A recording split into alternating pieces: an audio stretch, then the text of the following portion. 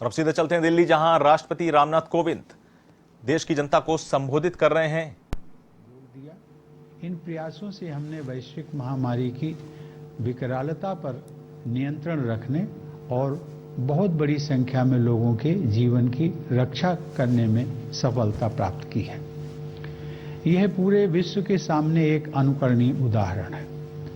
राष्ट्र उन सभी डॉक्टरों, नर्सों तथा अन्य स्वास्थ्य कर्मियों का ऋणी है जो कोरोना वायरस के खिलाफ इस लड़ाई में अग्रिम पंक्ति के योद्धा रहे हैं।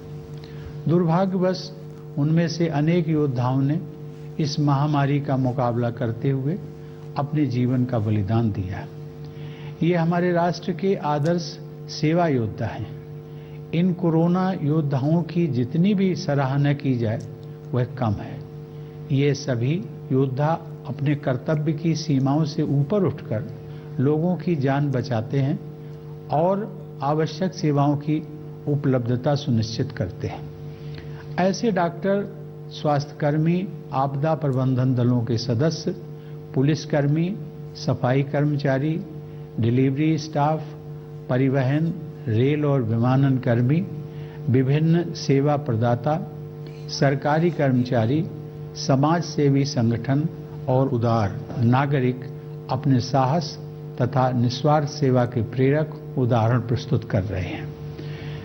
जब गांव और नगर में कामकाज रुक जाता है और सड़कें सुनसान हो जाती हैं, तब अपने अथक परिश्रम से ये कोरोना योद्धा सुनिश्चित करते हैं कि लोगों को स्वास्थ्य सेवाएं और राहत, पानी और बिजली, परिवहन और संचार सुविधा, दूध और सब्जी, भोजन और किराने का सामान, दवा और अन्य आवश्यक सुविधाओं से वंचित न होना पड़े।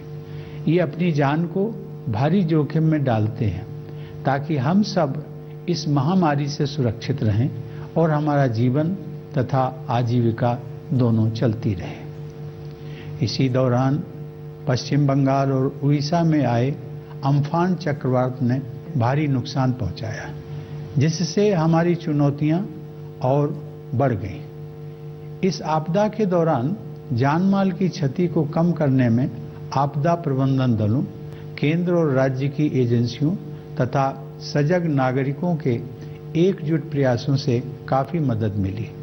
पूर्वोत्तर और पूर्वी राज्यों में देशवासियों को बाढ़ के प्रकोप का सामना करना पड़ रहा है।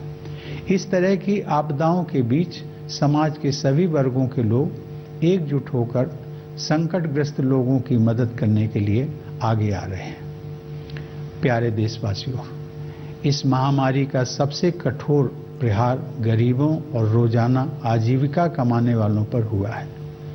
संकट के इस दौर में उनको सहारा देने के लिए वायरस की रोकथाम के प्रयासों के साथ साथ अनेक जन कल्याणकारी कदम उठाए गए हैं।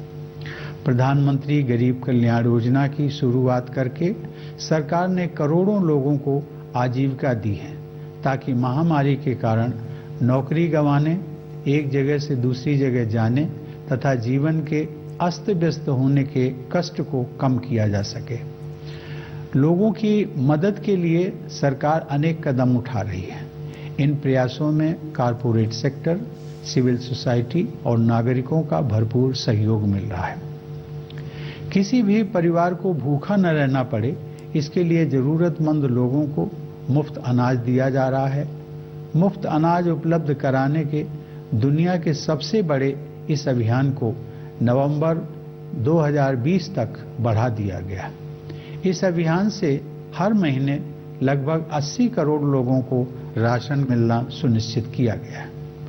राशन कार्ड धारक पूरे देश में कहीं भी राशन ले सकें, इसके लिए सभी राज्यों को one nation one ration card योजना के तहत लाया जा रहा है। दुनिया में कहीं पर भी मुसीबत में फंसे हमारे लोगों की मदद करने के लिए प्रतिबद्ध सरकार द्वारा वंदे भारत मिशन के तहत 10 लाख से अधिक भारतीयों को स्वदेश वापस लाया गया है।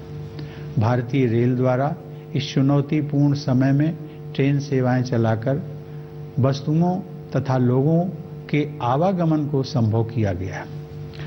अपने सामर्थ्य में विश्वास के बल पर हमने कोविड-19 के खिलाफ लड़ाई में अन्य देशों की ओर भी मदद का हाथ बढ़ाया है।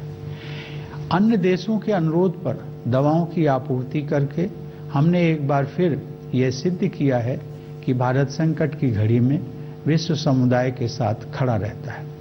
क्षेत्रीय और वैश्विक स्तर पर महामारी का सामना करने के लिए प्रभावी रणनीतियों को विकसित करने में हमारी अग्रणी भूमिका रही है। संयुक्त राष्ट्र सुरक्षा परिषद की अस्थायी